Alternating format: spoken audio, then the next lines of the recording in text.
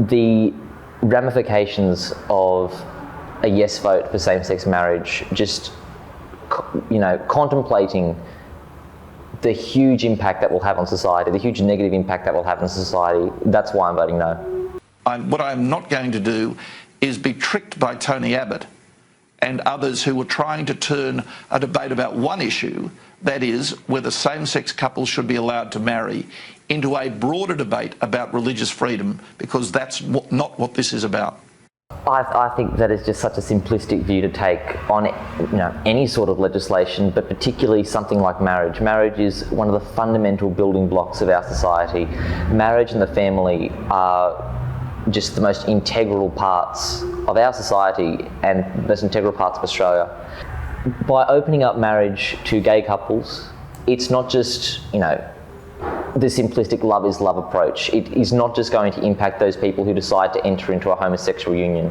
It's going to affect families, it's going to affect the wider community, it's going to affect all people in all marriages. It's a complete redefinition of something that has existed for thousands of years and worked perfectly.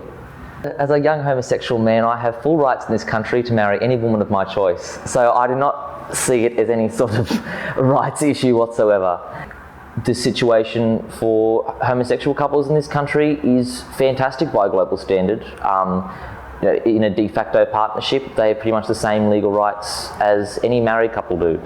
I think it's disgusting, really, trying to scaremonger, young gay people and all gay people into thinking that their relationships are somehow less valid just because they're not married.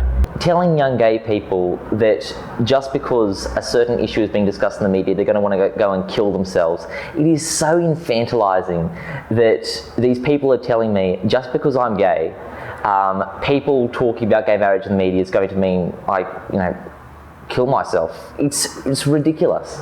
There is a definite mental health crisis amongst young gay people and gay people in general. Same-sex marriage is not going to fix that. Same-sex marriage is not going to have any positive impact on a gay person with depression or anxiety or who is self-harming. I just don't see how a simple change, I consider it in the same sort of way that there's talks for recognition or a treaty for Indigenous people in this country. A treaty or recognition is not going to improve the lives on the ground of Indigenous people. Legislating same-sex marriage in Australia is not going to improve the lives of gay people on any sort of agenda. I'm very blessed to live in Australia, I think. And my family have always been completely supportive of my sexuality. I went to a Catholic school. The school was very supportive of my sexuality. I've never experienced overt discrimination or hatred of any type regarding my sexuality.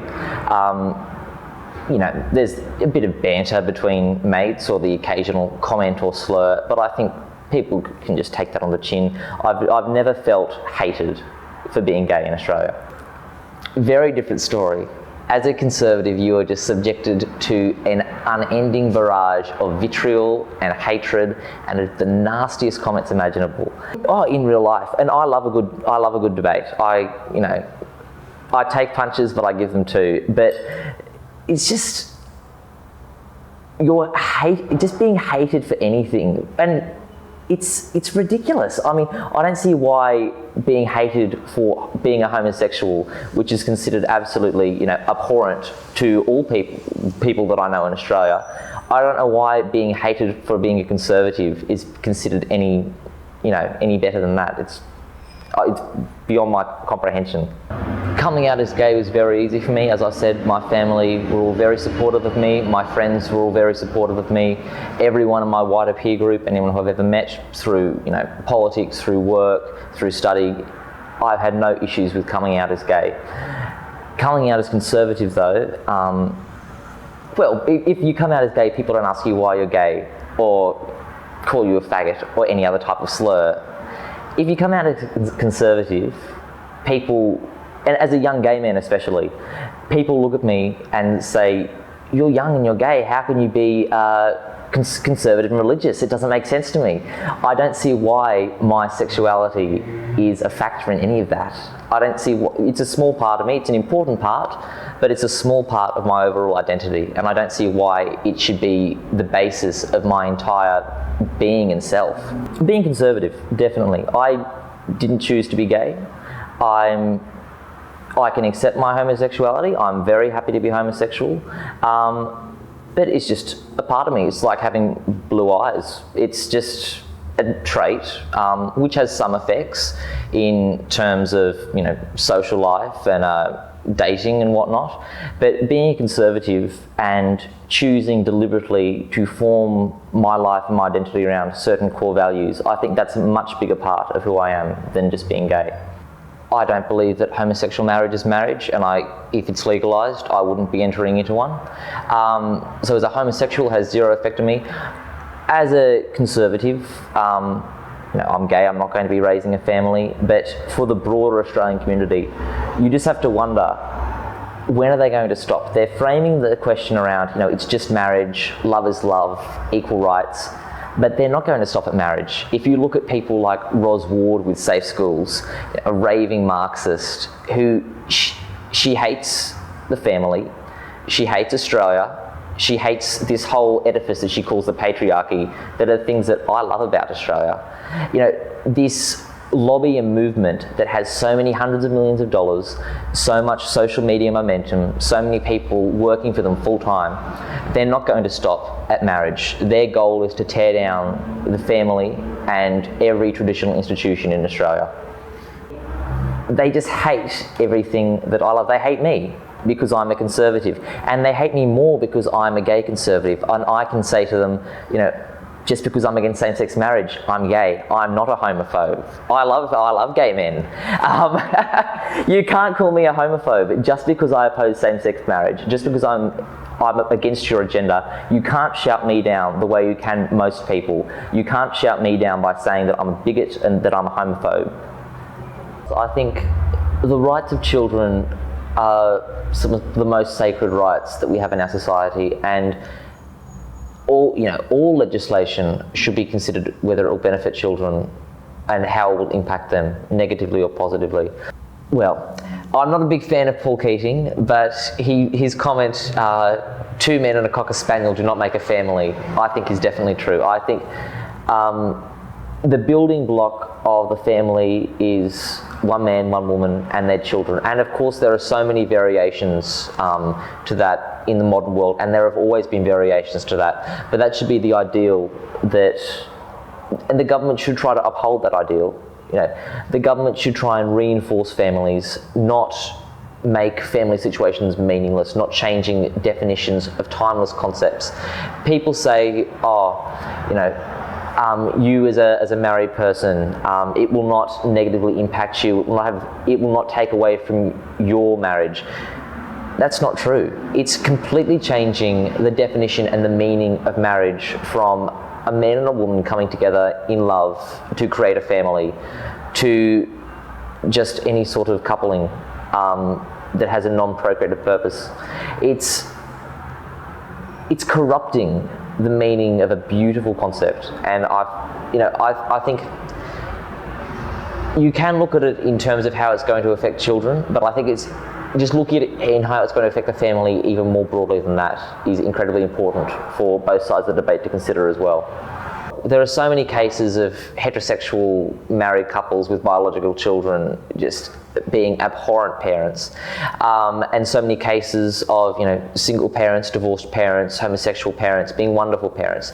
It's not about the personalities involved, it's not about single cases, it's about the ideal that we want to show children, it's the ideal that we want to have for Australia, and it's about what is best for children, because all studies done into the nature of the family have shown that children do better with a mother and a father figure in their lives. And doing the best for our kids and doing the best for Australian children, that should be the goal of our government. To force someone to do an act that goes against their conscience is, to me, one of the most abhorrent things any government or any person can do. And if I go to a business and I'm refused service because I'm homosexual, I'll be a little bit angry about it, but they should have a right to do so. It's their business, it's the work of their hands.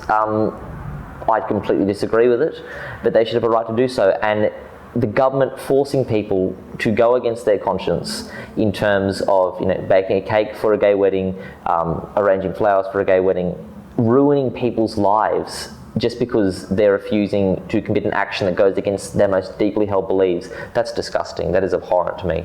Well, you only have to look at the prominent place that Ros Ward, the founder and convener of Safe Schools, has within the pro-marriage equality campaign to see that it is not just about marriage. You know, these people have an agenda. They want to change the way children think. They want to convince children, you know, that believing in the families that they grow up in with a mother and a father are wrong.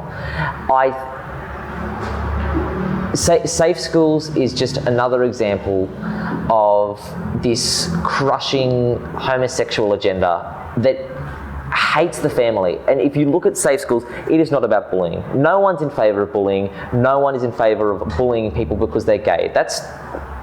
It's wrong. Bullying anyone for any reason is wrong.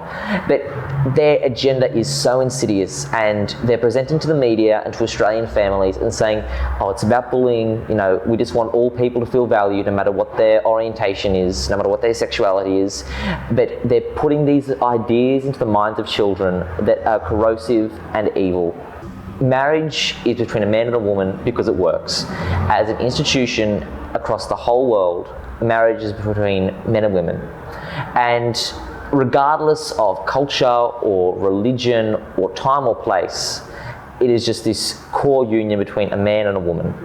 Even if you look at what they've been saying with their campaign, that, you know, a divisive and hateful no campaign, I've seen very little evidence of that from the no side. You know, the occasional social media comment is, you know, uses some distasteful language, some offensive, hurtful language, but there are crazies on every side of every issue.